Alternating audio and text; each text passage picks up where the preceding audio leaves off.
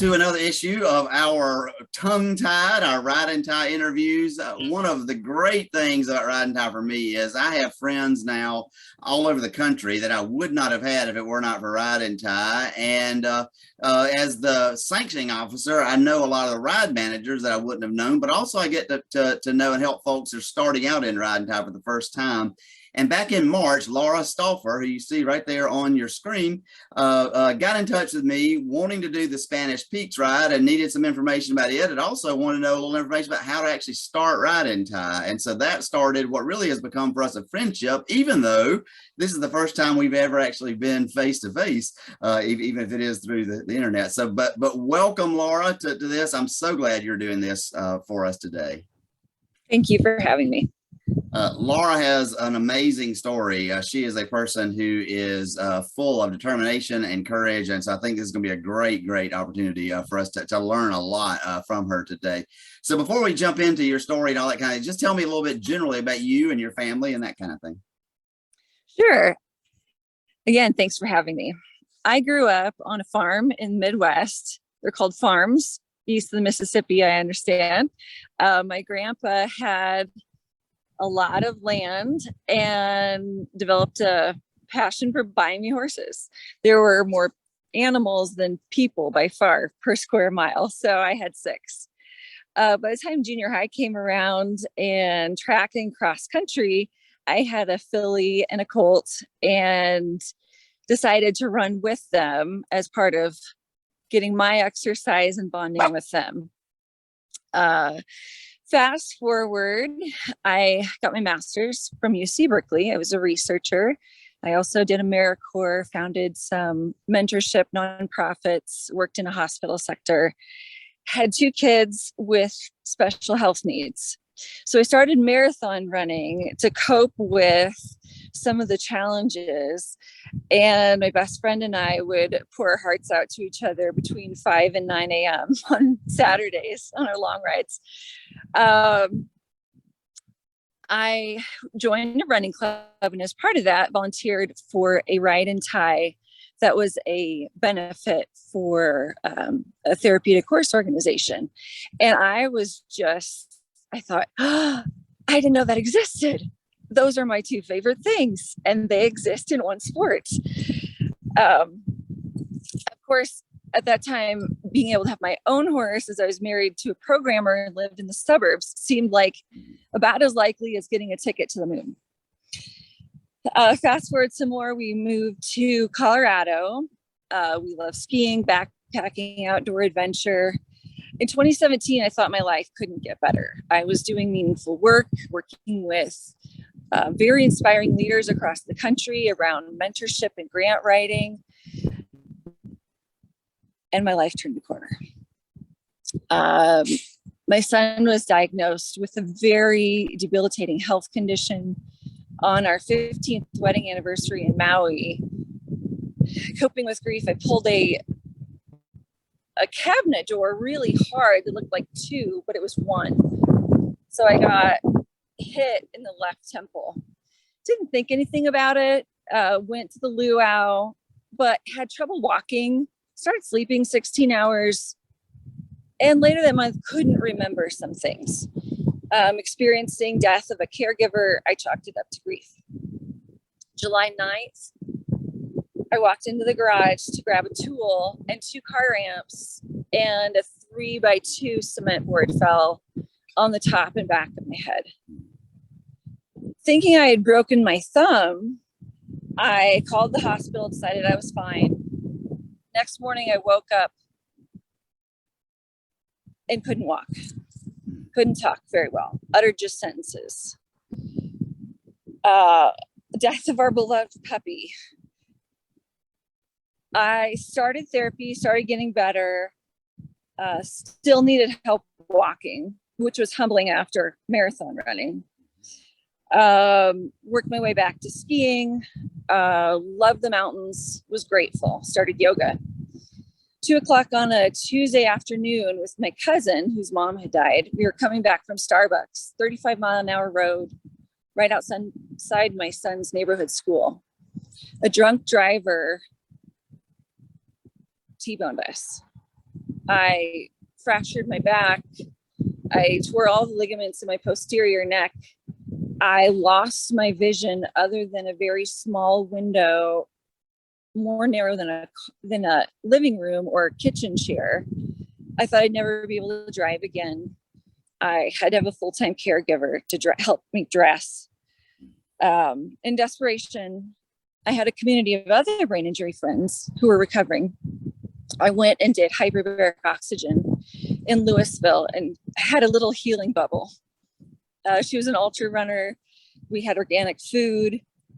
And together we schemed that when we got better, we wanted to create a healing space for other people who are going through grief, trauma, loss. We dreamed, wouldn't it be amazing to be able to have nature, hiking, running, for those who could, horses, because they're so therapeutic. She was an equine vet before her brain injury. Fast forward, I did get better. I started life 2.0, maybe 2.5. I went back to school for my massage therapy degree. And in 2019, God did an amazing thing. He had been telling me as I laid in darkness, in pain, unable to really move, behold, I am doing a new thing. Do you not see it?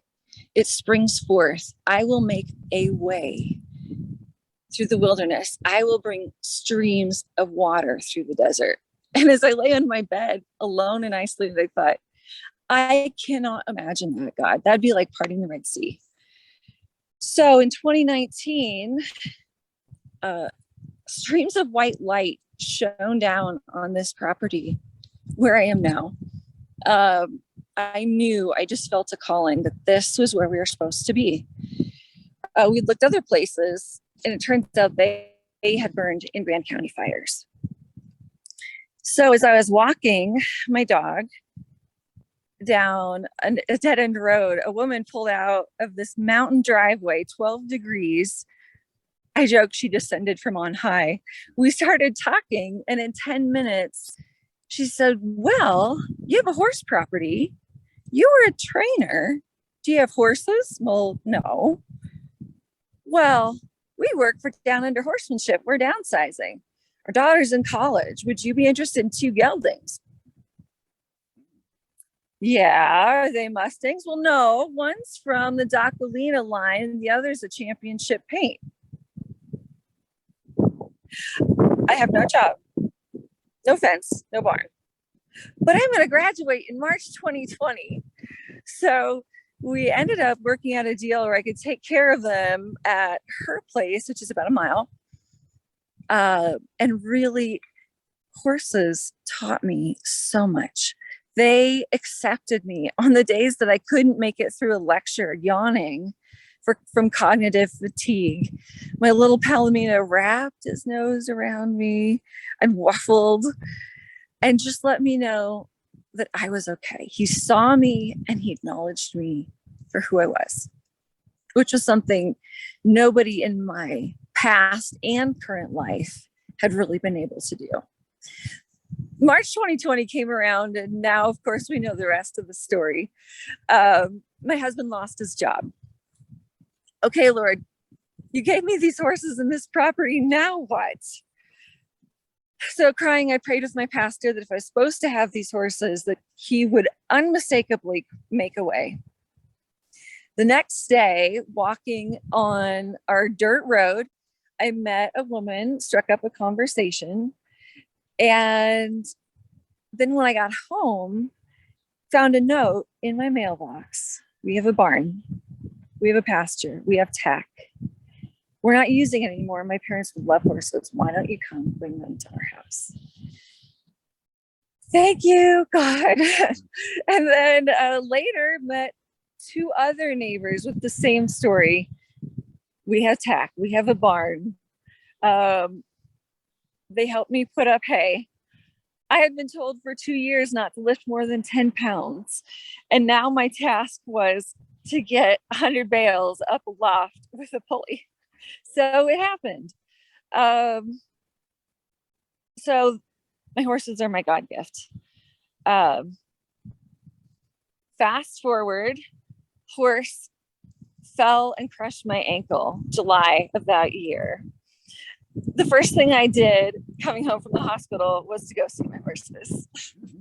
Crutches, I broke my crushed my medial ankle, broke my patella, my ulna, had lacerations in my hand and everywhere. And again, God provided. The community brought me food, took care of my horses. On my crutches, I went out and did PT with my paint, who turns out he had arthritis.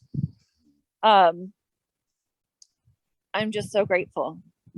In April 2021, I joined forces with Rugged Running, frustrated with my lack of progress at, I live at 9,000 feet, and the granite and dirt roads, I still hadn't gotten back to where I really wanted to be.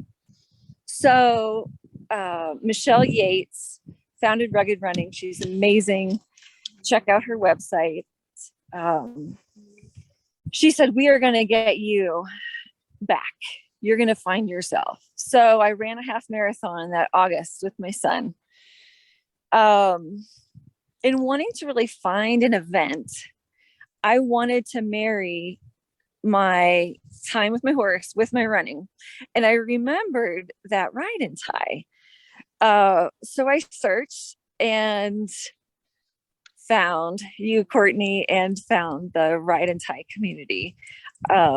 Here in Colorado, with our ice and snow October to June, we only have one ride and tie, and that was Spanish Peaks. After falling and having another concussion this winter, actually several, decided it was time to get pins and hardware out of my ankle.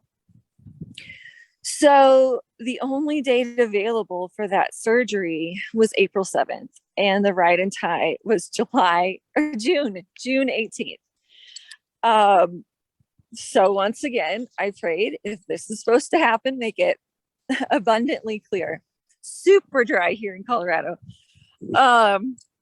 So once again, Courtney connected me with Angie McGee, who is truly amazing.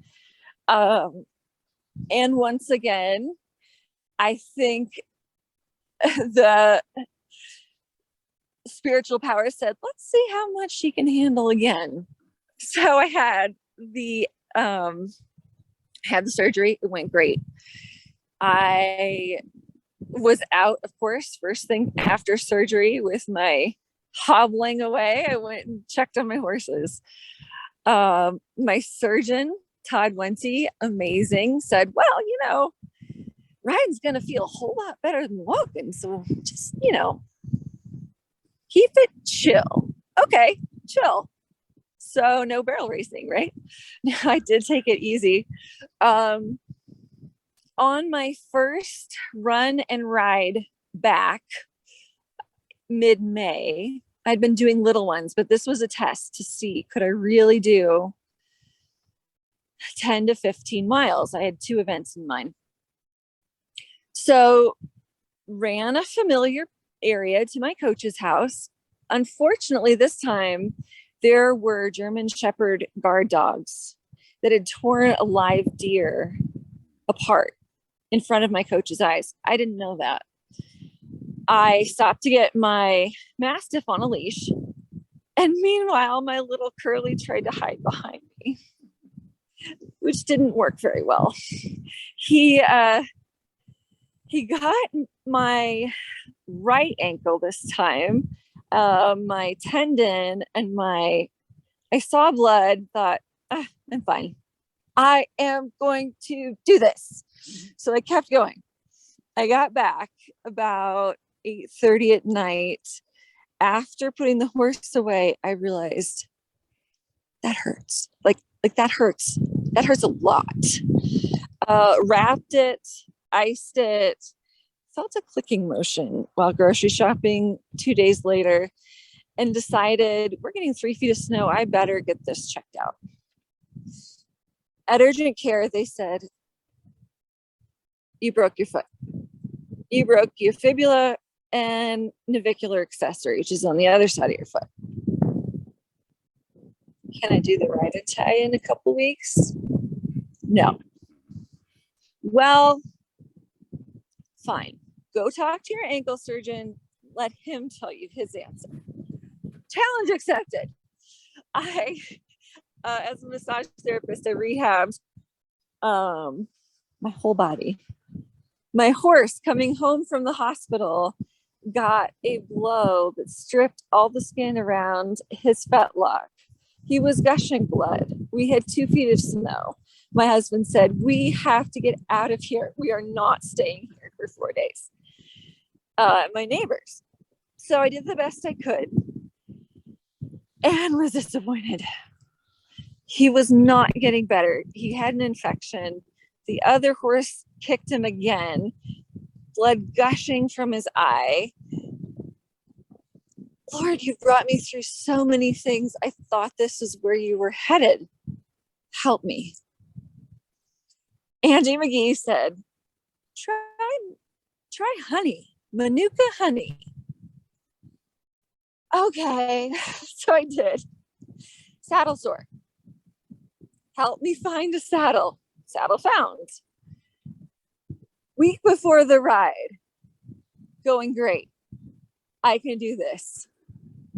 Instead of crossing a stream, my horse jumps over me. I do a somersault backwards. I'm not sure about my brain health. Some may say my sanity. I am not masochistic, by the way. Turns out we're all like this. So June 18th, I was at the ride. I did a 15.5 Equathon. It was glorious. So that's my story. Okay. Tell me a little bit about the Spanish Peaks. One of the really other neat kind of connections. This is the first year Spanish Peaks has done the ride and tie, and that's part of the partnership that Ride and Tie has AARC. And so tell me a little bit about the course, the picture, and I'll try to make sure to get a picture up on this video, and it'll be in our newsletter. The picture you sent me today is just stunning. But describe to me the course and the venue and that kind of thing. Oh, my husband said, these are your people. We camped, I believe, on private property. There was a food truck. I didn't know anyone when I arrived, and I left having met hopefully lifelong friends. Everybody was laid back, very helpful. They had 100-milers start at 5, which meant morning at camp generally started about 3:30 for those who are light sleepers. The first wave started at 7 for 50-milers, then 7:30 for limited distance and ride and tie. We had different course trails. They were amazing. They were very well marked, even for me who has trouble finding my car in a grocery store parking lot. We had some walk, pebble, river rock type areas. We had some grassy meadows with cantering, plenty of water spots. I think the weather was about 60, sunny with a light breeze. Bugs weren't a problem. It was delightful. Super. And so you said, what was the temperature again? I believe it was in the 60s. Okay, yeah. 50 at night. I think other days it got up to 80. I think by midday it was probably upper 70s. Okay, but beautiful. You're right. That's great weather. Beautiful. You sent me a picture of you training in minus 10-degree weather. That didn't look so hot to me. It literally wasn't hot. Right. I am more acclimated to cold than our first day of 80. I thought, what is this? Yeah, I bundled up with just my eyes showing and more off for the picture. But having a goal, having a purpose beyond my day-to-day really helps. Running helps my brain function better. it helps me show up better and function better as a massage therapist. So I ended up founding Tranquility Mountain Massage here. Well, that's a great name too. I noticed that on your Facebook. What a great obviously that's going to work well for you. Tell me a little bit about maybe future goals you have. Obviously, you found you're not masochistic, except the way that all the rest of us riding tires are. One of our little jokes that the endurance riders somebody say to us is, why would somebody tie a perfectly good horse to a tree and then run away from it? And of course, you didn't have to do that in the Equathon this time around, but tell me a little bit about maybe some of your goals for riding tie or for Equathon in the future. I would love to do a 50-mile ride and tie, and or Equathon. The thing that ended up stopping me from the ride and tie specifically was human issues. First one was a star runner, not so comfortable with a galloping, cantering horse. Second one misunderstood me and said, "Oh, you mean we're running on our feet?" Yes, on our feet. The third one midway said, "I don't know with your injuries if that's going to be okay. I don't want you to get hurt." So right now I'm in a season where I have 2 very active teenagers. I think though there will be a season for me to do a 50-miler. All right. A lot of friends who are ultra marathon runners and do 50 or 100s or 250. My husband was a skydiver. People told him, why would you take a perfectly good plane and jump out of it? So, yep. Same thing. Yep. Same thing. That's great. Yeah, that's super. Well, this is, I think, kind of been, at least in a support role, your family's, it's been a family event for you. Did the whole family go or who all went to the? My whole family is recruited for next year for sure. Gotcha. So it was, my family's in Iowa and my son ended up going to stay with cousins. Okay. My daughter took care of the rest of the ranch and my husband came with me. Perfect. So. Okay. Yep. Well, that all works well. Good. Yeah. That's one of the things I was going to riding is a great family sport, whether the whole family competes or not. And it sounds like you're already getting there. Did y'all camp? Do you have a living quarters in your trailer? Or do you camp in a tent, or how did you do that? That is the topic to be continued. We have a 27-foot trailer camper, 1 pickup, and no horse trailer currently. So we rented a trailer, slept in a tent. My husband, we had a windstorm the night we were there. But we camped and it just was such a great atmosphere. We're not sure if we're going to trade in the camper or buy something with the living quarters. That's what most people did. Yeah. Some combo. I was wondering about that just because that's a great example. And you're a great example of this in all ways, but how you just do what you need to do to make it happen. And so if you're in a tent, that's fine. And if you can move up to living quarters at some point, that'll work well too down the line. That'll work real well. Yeah. So you are just such an incredible example, as I said, of determination and courage and faith and putting all those together and getting done what you want done. What encouragement and or advice would you give to somebody that's heard about riding tie but isn't really sure about this strange sport? Right. We ended up as a side note, we did end up winning an award. Oh. Technically, we were the only ones to complete the Equathon, but I'm calling it scrappiest newcomers. So, the friends I made there and my clients, I think it was Winston Churchill, never give up. But truly, I was a research, I wrote lit reviews and articles on resilience. I also thought of Joseph's story. Others may have intended this for harm, but I intended this for good. Living in a tiny little house in 2017 to 2019, didn't think there was anything better. I had no idea COVID was coming. I resisted my husband's urges to move for a long time because I thought my brain couldn't handle moving. And we ended up getting circumstances worked out in ways we hadn't foreseen. And we ended up having 8 acres on the side of a mountain during COVID.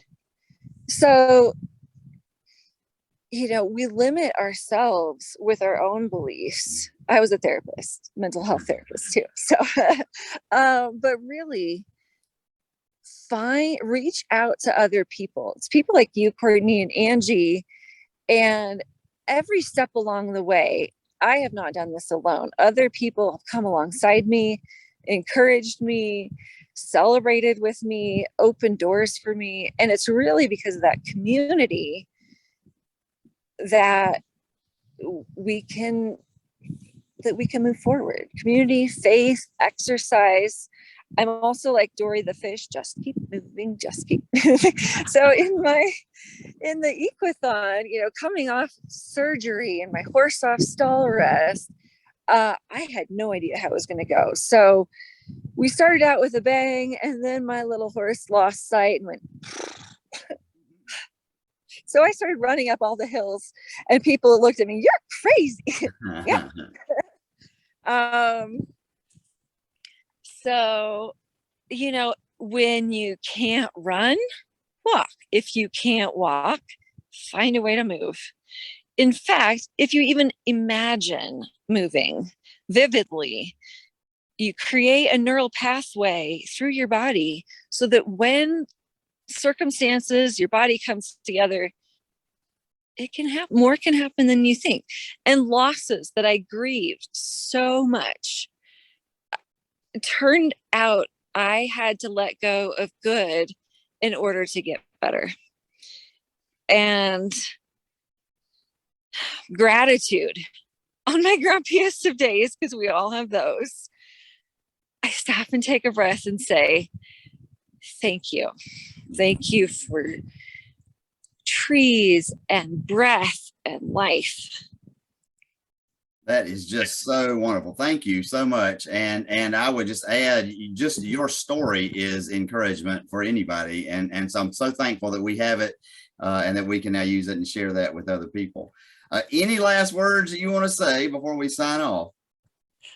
For anyone wanting to contact me directly, send me a text. I do still have visual cognitive issues. I am a massage therapist.